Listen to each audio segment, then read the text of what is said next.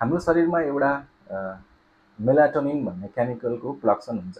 यो प्रोडक्सन चाहिँ हाम्रो दिमागले गर्छ है। कतिखेर गर्छ भन्दाखेरि साँझ साँझ पर्न थाल्यो भने यसले के जनाउँछ भन्दाखेरि ल राति भयो है, सुत्ने टाइम भयो है भन्ने मेसेज लिएर आउँछ नि हामीलाई निद्रा लाग्ने हो।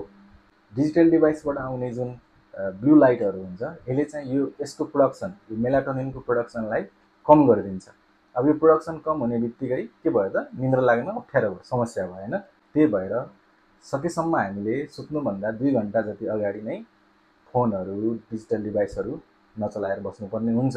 यदि काम नै छ, गर्नु नै पर्यो भने चाहिँ हामीले ब्लू फिल्टर लेन्सहरू युज गरेर चलाएको बेटर भयो है। अब यो टर्चले चाहिँ ठ्याक्कै त्यही ब्लू लाइटको नक्कल गर्छ, ठ्याक्कै नक्कल गर्छ। हामीले के गर्ने भन्दाखेरि हामीले यो लाइटलाई, यो ब्लू लाइटलाई लिन्छौँ हैन, यसलाई लिएर यसरी लेन्स अगाडि राख्ने है। अब यसरी लेन्स अगाडि राख्दाखेरि हेर्नुहोस् यसले पुरै कट गरेर राख्छ कि हैन, तल पासै हुन दिएको छैन भने यो ब्लू कट भयो।